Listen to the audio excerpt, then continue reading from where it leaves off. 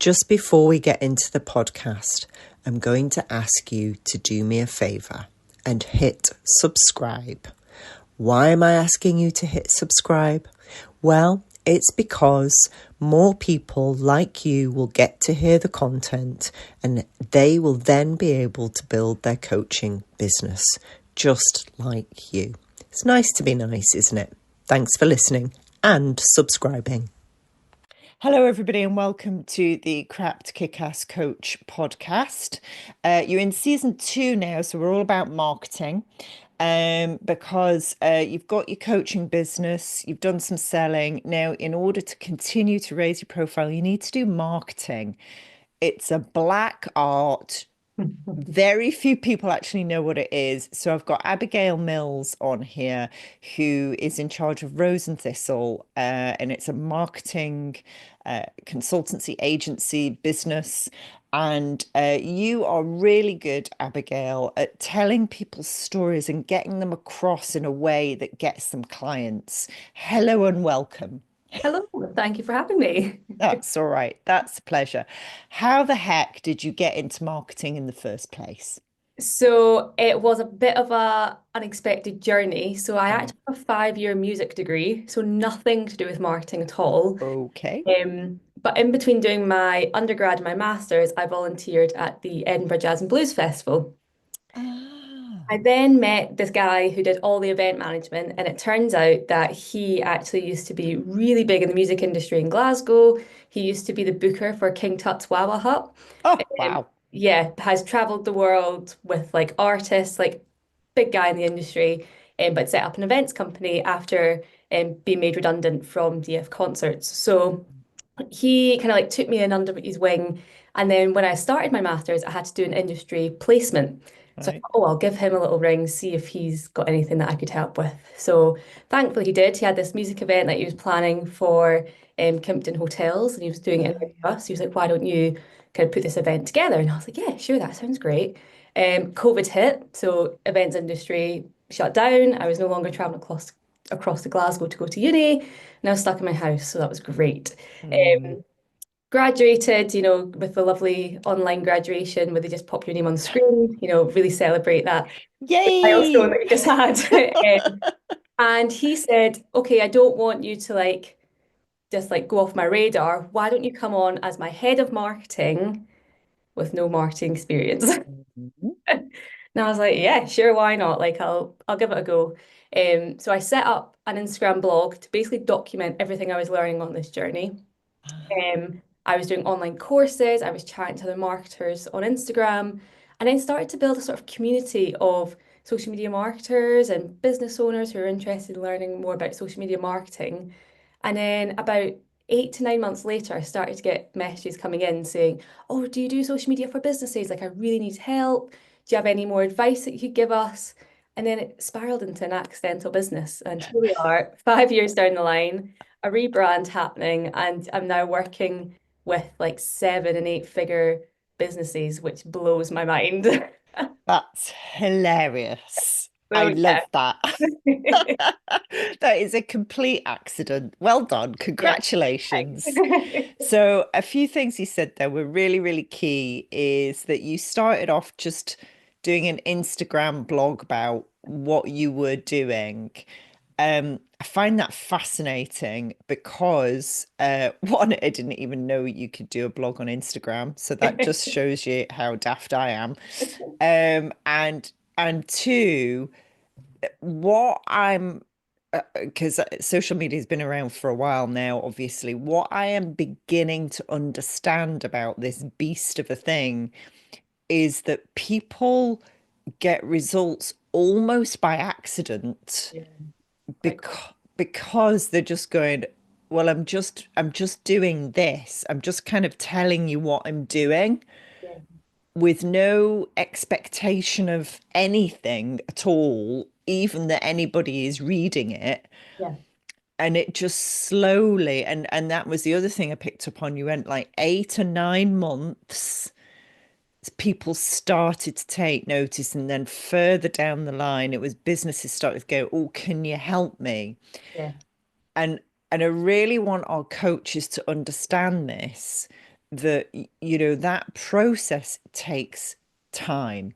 Yes, yeah. Yes. And interesting as well. So about, I think it was maybe 2023 into 2024, I stopped posting for 6 months because I was too busy doing Okay. client work that I put my marketing to the back burner. I think like Right. most of us do when we work in the industry that we also help people with.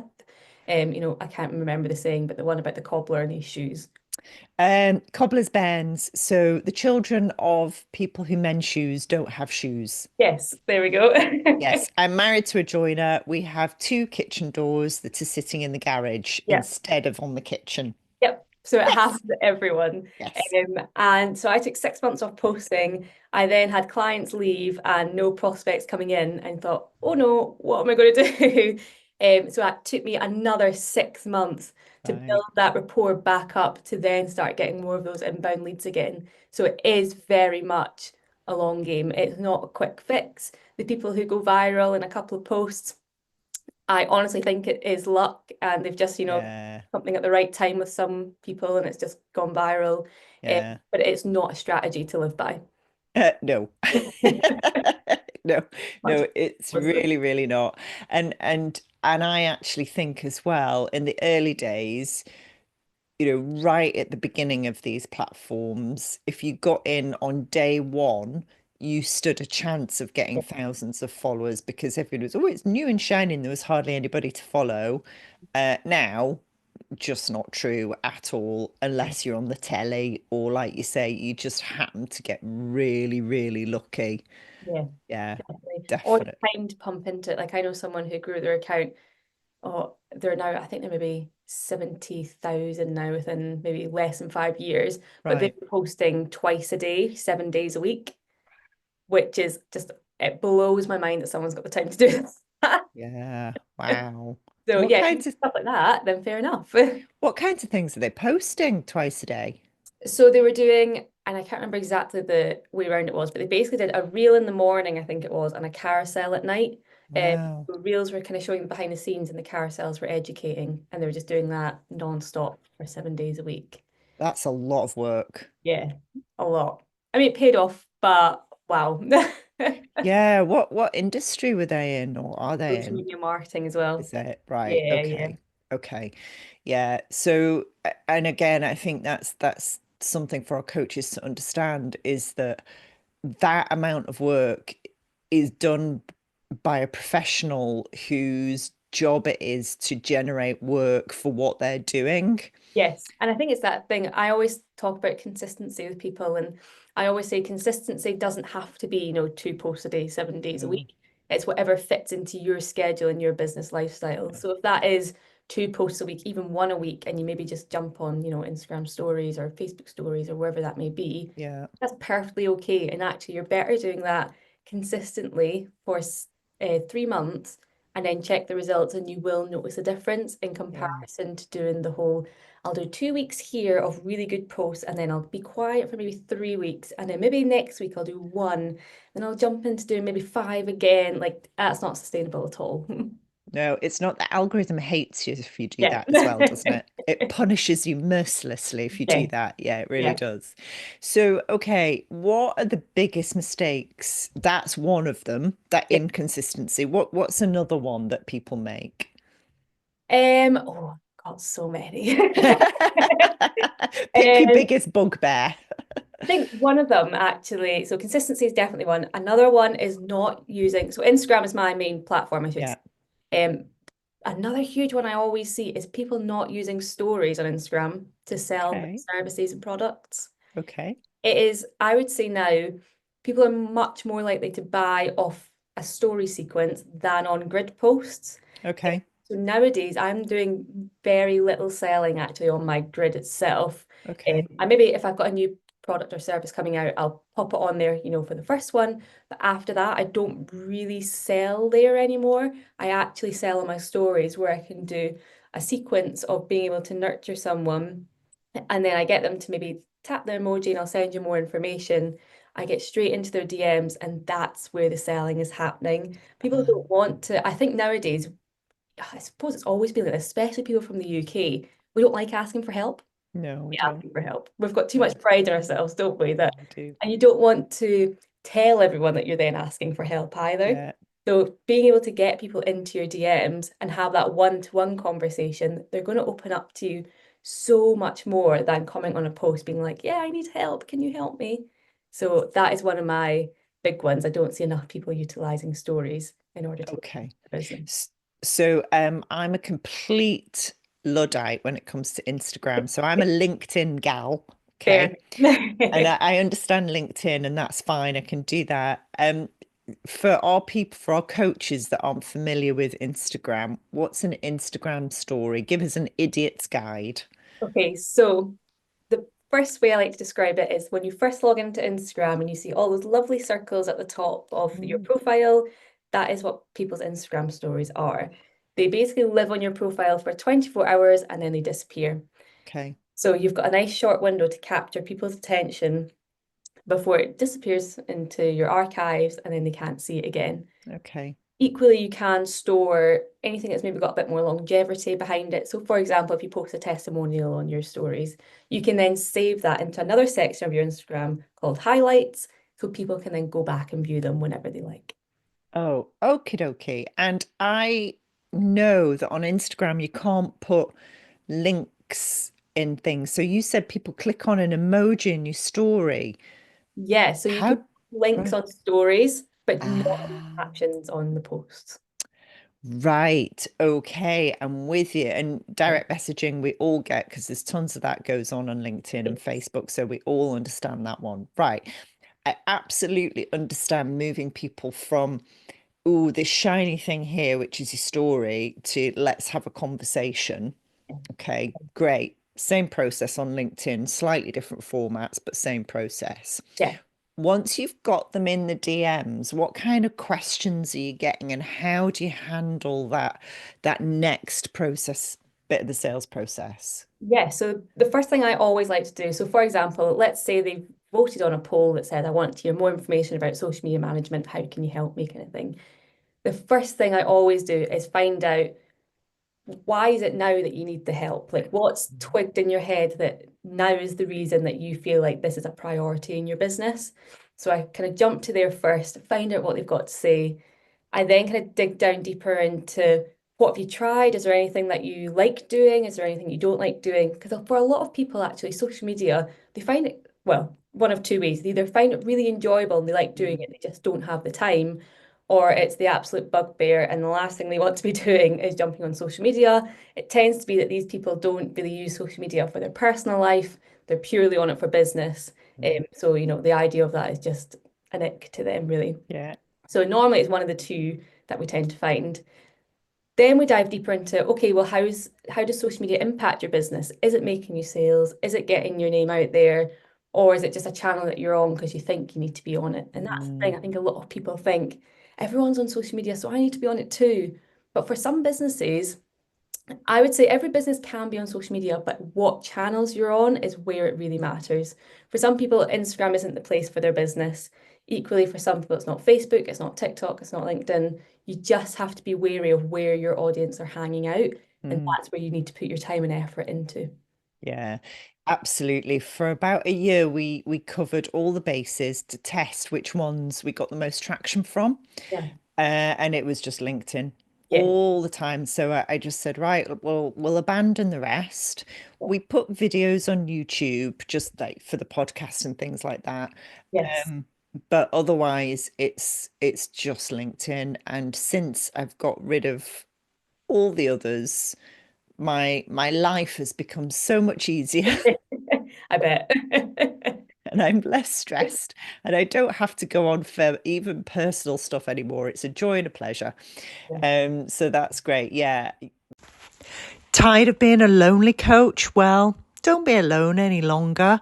Join us at tricrest.com, tricres.com.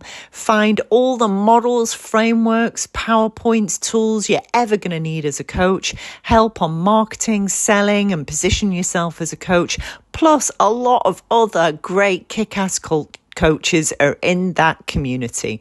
We'll see you there, tricres.com. Bye. The Our coaches are mainly business coaches. We have one or two, so I'm thinking of ones that aren't going through our core program, but are going through our Zero BS School for Business Coaches. So we get all kinds of people there, all kinds of coaches. One in particular is focusing on schools and education. Uh, Would that be on Instagram, do you think, Abigail, or would that be LinkedIn? Interesting one. Another one into play there because I don't really know now because I'm kind of well out of the school system and I don't have kids or Hmm. anything, so I don't not really into the school system anymore. But I know that Twitter, stroke now X, used to be a big place for schools. Oh, They used to do a lot of updates and things on there, so like parent updates and things would be put on. right. Um, Also, I think definitely with the generation of teachers coming now, a lot of them have Instagram profiles where they kind of Mm, document their like the creative side of being a teacher, I suppose, and all the fun things they do. Same with sort of TikTok as well. So I suppose if it's teachers directly, then Instagram, TikTok might be a good place for you. If it's right. schools, it could actually be X, it could be LinkedIn. I'm not sure if I've seen very many teachers on LinkedIn, but again, I'm not fully in that space. I'm not 100% sure. Hmm. But it might actually just be the fact that you need to be kind of like outreaching through email and the other channels that are out there that aren't just social media. Yeah. Okay. So that brings us really nicely on to you've got them in the DMs, you've found out a little bit about them. Then what happens next? So I tend to then get on a call with them because I always think there's only so much that you can portray in words and voice Yeah. notes and whatnot. But to actually feel that connection with someone, I personally think you have to be either face to face or via some sort of video call. Yeah. And you can just dive in deeper in there. So then that's when I find out their business journey and how they got into business, what they're looking at, what's the goals for the next 3, 6, 12 months, and how do they envision, social media impacting that? How do you want to work with someone that's in social media? For some people, they're quite hands-on and Mm, actually just need some guidance on what it is they should be doing. Some people want the hands-off approach where we work kind of with you in terms of we'll look after all the social media, you just help us provide some content and we'll kind of put it out there for you. So right. we kind of break down what services are best for them, and then let them go and I'll create a proposal for them, send it off. They get 2 weeks to decide, yes, that's for me, no, it's not, and we go from there. Brilliant. That's amazing. Do you have a minimum term contract So I that tend to work with people for 6 months yeah. minimum. Yeah. I always think because a lot of social media managers, or from what people have said when they've worked with other social media managers, is that they don't take enough time to learn about the business. And Mm, that's something that I really pride myself in. So I actually take a month once signing on to onboard someone so I can mm, really get into like the deep depths of their business, find out all about it. Like I've got a client that works in firewood. Not got a single clue about firewood, but now I'm so clued up. I've got another one in the medical device space. Again, it's not a medical device I would hopefully will ever need to use, but it focuses on kind of bowel health. So, all the fun right. again, now I can talk about poo for days. So Yay. all the Go fun you. things. Menopause, that's another one that I focus on as well. Again, hopefully, touch wood, nowhere near the menopausal age yet. But again, I can kind of chat for days. Mum asks a question, I'm like, so I know exactly how I can help. So that's my one thing that I definitely pride myself in. So although I don't have a particular niche other than service providers, that crucial onboarding for me is where I really get to know Mm, businesses because it's just so hard to help them otherwise. You yeah. don't want to be generic, you want advice and support that's actually going to help them move the needle in their business. Yeah, I totally agree. Now, you're primarily Instagram. If a client comes to you and wants a different channel, what's your approach to that? Yeah, so I actually do LinkedIn as well for business Okay. too. That is one of my other channels that I focus on. Okay. And we do a bit of Facebook and things as well. TikTok is the only one that I'm like, I'm not quite there yet, but No. mostly because actually, so the amount of posts that you need to post on TikTok to make an impact, I think this right now they're saying on average you need to do 3 a day to start seeing results. What? Yeah. So I know for a lot of business owners, that's just not No. sustainable. No. Unless that is your one focus, you're not doing Yeah. anything else. But for most people, it's not. So No. I leave the TikTok experts for that one. And I do just pass them on to other recommendations. Yeah. Really handy is I actually co-run a community of social media managers across Scotland. Ah, About 50 social media managers in this community. So we wow. always drop opportunities in there. If anyone has something that they can't do, we can turn to them and say, I've got this opportunity. Would anyone like to kind of chat with the client? And they can take it from there. So it's really nice having that pool of people that we can Yeah. talk to as well. That's great, actually. That's really, really good. I will let our coaches know that you've got that connection as Yeah, well. definitely. So yeah, this will really help them because it's one of the things that they don't want to be doing. They don't want to spend time. They also don't want to spend a huge amount of money. It's certainly in the early days until they get up and running. Yeah. So that's really useful. Definitely. Thanks for that. Thanks. Um, and I'm assuming you work all over the world as well because, we can do things like this. Yeah, so I think, I'm trying to think. I think most of my clients are UK based, but I've got Hmm. some, yeah, I've got one in Cheltenham, and then I've got two in Edinburgh, another one East Lothian, and actually one in Denmark as well. So that's Right. like where my bread comes from. And then my next goal is to get one in Dubai. That's like, Woohoo! oh, My next call is with a guy who knows and has been working in Saudi for 30 years. oh, amazing. Yeah, that's the market we want to break into is Saudi. Yeah, Really weirdly, the Dubai market, everybody's too young for us. So fair when enough. yeah, when people come to train as a business coach with us, they're usually over 45. Oh, okay, yeah. Whereas, yeah, Dubai is very much, I suppose, for my target bracket of 2030s. Yeah. Yeah, definitely. And we advertised there for a while and we had a couple people sign up, but then they kind of went, "Oh no, I'm still climbing the greasy pole of the career ladder." And actually, we want people when they've stepped off that Yeah. and want to give something back. So Saudi is our next stop, because it's less of an expat community and much more of a local community, Yeah.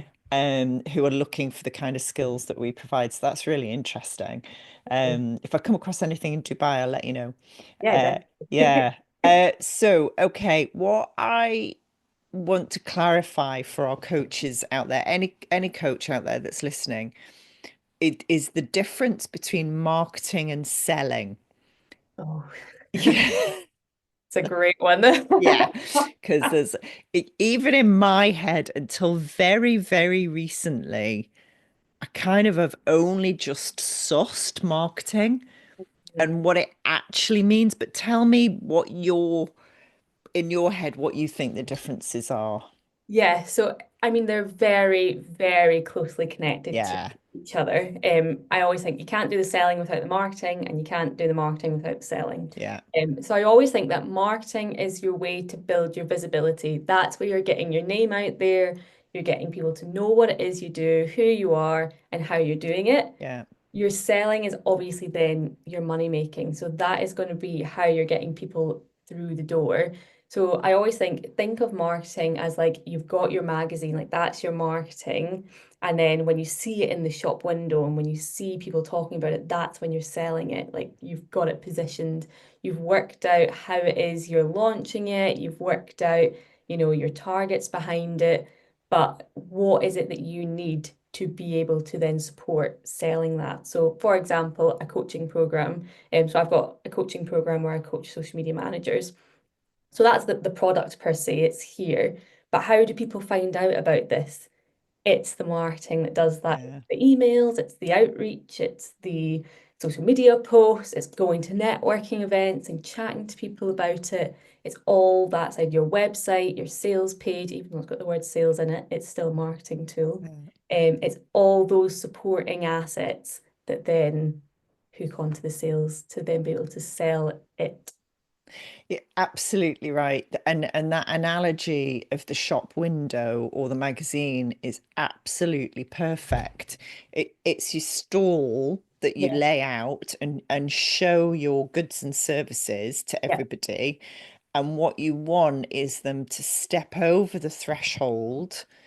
And the sale is when they make the purchase, when they pick yeah, the goods or exactly. services up, and you're there to then talk to them about that Yeah, your DMs and your calls and all of that. And then the sale is the conversion. Great. Which one would you like to buy? Excellent. That one. And that's the selling. Yeah, Yes. Yeah. totally. It's taken me ages, Abigail, to work out that our shop window wasn't working Mm, properly. yeah. And we were getting, I'm going to carry on with the shop analogy. We were getting a lot of browsers, Yes. Yeah. loads of browsers, but not enough people were stepping over the threshold Yes. into that space where we then could have an opportunity to sell. And that's the difference. We've changed it recently, funnily enough, and gone, and now we get more people stepping over the threshold. Yeah. It is a tricky balance. And I think Yeah, people don't, people underestimate how difficult sales is. Like, yeah, no wonder salespeople make all these, like, they always say they've got big budgets and big targets, and mm, but they make big money because it is yeah. not an easy job to do. No, it's not. Like one of my clients, the medical device company, for example, so it is practically a sales and marketing company. And when Yeah. you watch the salespeople go out and do what they do, like I had to shadow one time to get some content for them. And it's incredible how they're able to just like switch into this mode and watch how they subtly sell to people. It's mind blowing, mind blowing. Oh, thank you, Abigail. As somebody who was in recruitment for 15 years and a salesperson, thank you very much. Because Yeah, a lot of people are really down on sales and selling. yeah. I think some people see it as a sleazy job, and it's really Mhm. not. It's so difficult. Wait till Yeah, you do it, then you'll understand. yeah, I know. And I think when our coaches, because often they've come out of corporate and so they've not done any selling. Yeah. Or if they have, they've had a big brand behind them and a big team Yes. behind them. Yeah. And then they're out on their own and it's their themselves. Yeah, exactly. You've got to sell you, not, the product or the big brand like you say behind it. It's you Yeah, you've got to put out there. yeah, definitely. And well, it's one of the reasons I'm doing this podcast and we do the workshops and all the rest of it is to get them comfortable and confident with going, well, we're going to talk about this. Yeah. I deliver it, but I'm talking about this, not me.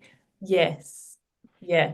And it's always, I always think nowadays you've got to lead with the transformation that you're giving people. Mm, No one mhm. wants to hear the fab selling and the benefits and all that jazz. It's or the features, you're going to get 12 weeks with me and whatnot. Like, great, but what am I actually getting at the end? Like, Mm, how am I feeling now? And how am I going to feel after the 12 weeks is really getting that point across. And yeah. it's something that I kind of shout about to the social media managers that I'm working with right now. It's like people know they need probably someone to help them with their social media. They know they've not got time, but what are they going to see at the end of it? Like, is Mm, it the fact that they can now, take little Johnny to his swimming lessons at night and she's not sitting over a laptop on Canva thinking, God, I can't even think of the next post I'm going to write. She can yeah. enjoy time with her family. And it's really getting into that deeper side of, yeah, you're going to have great social media that's going to sell for you, hopefully, and market your business. But actually, the grand scheme of things, like it's going to take so much pressure off you. It's going to free up your time so you can go out with your girlfriends at the weekend and not, Yeah. God, I need to take a picture of my champagne glass to post to my Instagram. It's all that side as well. I find the transformation piece quite difficult to articulate. It can be really tricky. Yeah. Do you have a system for that? Or is it just that with your expert eye, you kind of get it when from the outside in, you can see it? Yeah, so what I actually do, so obviously a lot of businesses, you see people shouting about, can you just drop a Google review for me or can you Mhm. do this testimonial? So I do get those coming in. So I get people to fill in a form. But actually it's more than just a form that says, give me a testimonial Mm. and how did you find working with Abigail and whatnot. I actually get them to break it down to a bit deeper of a questionnaire. So it's like, Mm. how did you feel before you worked with Rose and Thistle Social. So it's like normally you'll tend to find, they were super stressed, they didn't have time for social media, they were panicking because they knew that their competitors were doing it and they were nowhere near as consistent as they were. And you hear Right. all about that, they were sitting at the side of the swimming pool while wee Johnny was in his swimming lesson, trying to type away, bash away at trying to put something out. Little Johnny's sitting there like, Mum, it's time to go home. And you're like, I just need to get this last out. We've all been there. We've Yeah. all been there. Oh, I'm terrible for it as well. My husband's like, Abigail, it's time to put the phone down now. So it's, talking about that and then, what it was that we actually did. So, they came on board. This is the process we went through. And then I get them to tell me, how do you feel now? So like, what's happened? Have you seen an increase in, sales? Have you seen an increase in your following? But how is life now that you've got Mm. someone doing this for you? So then you're able to put it into this sort of formula of, Janice came to me super stressed out. She was sitting at the side of the pool, panicking about how many posts she needs to put out. It's been 12 weeks and now she's able to watch Johnny in his swimming lessons and really enjoy that time and watching him grow because we've taken her social media offer. We're getting our results in. It's the most sales she's ever had. If you want to learn more, contact us today. Great. I think that's beautifully put. That will help the coaches out there articulate that because the most are still at that I help female leaders to blah blah blah blah blah. I'm like, Yeah. no, stop it. Yeah. Stop. I know that getting that message right, that little tagline that you have, goodness, it's taken me about 5 years to get mine right. Where it's like you say, you don't want to be the I help X do Y No. by doing this so that they can, Yeah. you don't want No. to fall into that trap. And yeah, it wasn't until I was doing a challenge of someone else's and they were talking about becoming an iconic leader. And I was like, oh, I quite like that. And then she was like, here's like how you become an iconic leader and you need to be different from everyone else. And then I was sitting there like, God, I just sound like everyone else. How am I I'm going to change this? So Yeah. even us marketers have these breakdown moments of why are my messaging's messed up and I'm not doing what I want to be and things aren't sitting right. And it's been a week and a half since I've posted on social media now. I need to take a trick out my own book, so we all feel it as well. It's not just Yeah, the we fact that do. yeah, we sit on social media all day for our clients and ourselves, but we sometimes do let it slip. And you know what? It's okay because everyone else is the same. Like you can't be Yeah. perfect all the time with it. You just can't. You just can't. So your business, where next for it? Apart from Dubai, Abigail, where Yes. where next?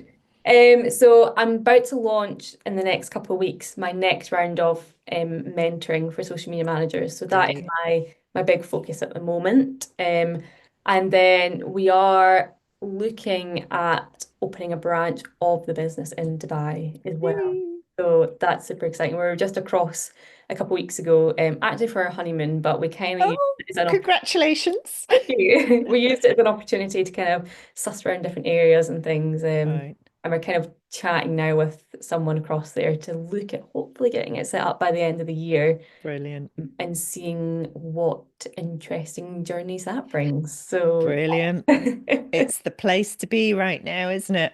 yeah, I think it's definitely in the digital world. It's Mm. crazy how where they are and what they want to do. And Yeah. I think what they do for business owners is crazy as well. So we'd been to Dubai before, but when we arrived at the airport, we were waiting on our luggage. And I don't know if you've ever seen this before, but they have these 8 principles of Dubai. No, I've not seen that. Yeah. No. I hadn't seen it either, but they had it at the airport and then I seen it in Dubai Mall as well. And there's basically these 8 principles that they're, now I can't remember if it's ever, I think it's a president they maybe have in the city or city mayor or whoever it is Okay. that runs Dubai. And he's created these 8 principles and there's some which blow my mind because I think if you were to say that in the UK, people would probably laugh at you. Uh, Right. the first one that made me think that was one that's no one's above the law. And I thought, God, can you imagine saying that to someone in the I UK? like that. That's But yeah, good. I really like that one. Um, Yeah.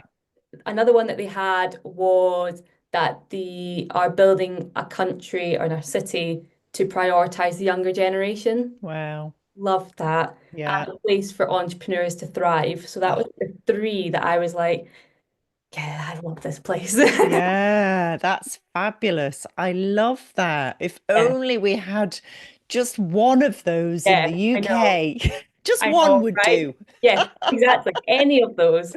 And like I said, they had five others. I can't remember what they were off the top of my head, but those three really just stuck out to me of being a place like, oh, this is a place that just gets what it's like to be an Yeah, entrepreneur and a business owner and wanting to yeah. do well, I suppose, is actually the best way to think of it. So, Yeah. No, it's amazing. Good. Abigail, thank you so much. of I'm course, going to ask you this last existential question that I've tagged on that freaks people out slightly, but if you so bear with, okay, okay. bear with. If you knew you had a year to live, would you do anything differently over the next 12 months? Oh, great question. What would I do differently? If anything, you might not. I feel like we can always do better, isn't it? Do you know what? Actually, the biggest one I would do, as much as sitting in front of screens, and bless, I've got my two phones sat here now. Yay! If it's one thing I could do, it's cut my screen time. Right. That's Okay. why if I could do anything, and it's on my goals to do this month to cut them by. Right. I literally looked at them the other day, and across one phone and my laptop was sitting at 20 hours. So yeah. God. I So think I think I manage about 4 a week. jealous. And that's not even including the second phone. So God, it must be sitting at about 30, I imagine. All right. Coaching So hat on now. yes. Cut-off time. What's the cut-off time you're going to implement? So what I've actually done is I've set you can do those locking Can. app things. So I've set both my phones to 2 hours on social media a day. 'Cause it's Great. social media that's my biggest downfall, funnily enough. Okay. I've set them both to 2 hours, and I only done it not last night, but the night before, and it was so funny because I was working at clients yesterday, and obviously I'm in and out of kind of the app all the time. It got to 5 o'clock and they'd all locked, and I was like, right, well, that's my evening sorted. So I love yeah, it. so that's my big thing. In a Good. year's time, if I could minimize that and just, stick to doing work and not, going off on a little tangent every now and again of, oh, let's see what Sally was up to at the weekend. What will you use that time for? To go outside. Amazing. Good. You've got to do Yeah, something productive with it. yeah, Definitely. yeah. Yeah. There used to Cool. be days, and I'm sure some business owners can relate. There used to be days, and I only mean kind of recently in the last 6 months, where my chain across my door in my house would be across for 2 days. Oh, Um, crikey. So yeah, my husband works away Monday to Friday, so it's just Right. in the house, me and the cat. And yeah, there'd be days that I would not see the outdoors, and I'd be, that it's almost like a music video scene looking out the window. Let me out. Yeah, yeah. So now I've been able to, I've signed up to the gym, and I've been Good. a lot better now of going out and making a conscious effort of leaving. But yeah, you Brilliant. have some sort of hobby outside of business is what I've learned over the years. Good for you. And that's top advice for anybody, Yeah. actually. Yeah. Something to feed the soul without Yeah, a shadow of a doubt. Yeah. exactly. And it's nothing business related at No, all. no, nothing. I learn Italian. I'm just about to go to the gym and I do yoga and I do gardening. Love that. So yeah, that keeps me sane. Yeah, Amazing. yeah. Amazing. Thank you, Abigail. That's amazing. I really appreciate your time. I'm hoping everybody's learned something about marketing and is clearer on what it is now and what it Yeah, isn't. yeah. And best of luck. Thank you. Thank you for listening. We really appreciate it. We hope you got true value out of it. And if you did, what would be lovely is if you could leave us a 5-star rating. Why 5-star? Well, that helps the algorithm. And as we all know, the algorithms rule the world. So if you've enjoyed it and you've got value out of it, give us a 5-star rating so other people can enjoy it too. Thanks. See you next time.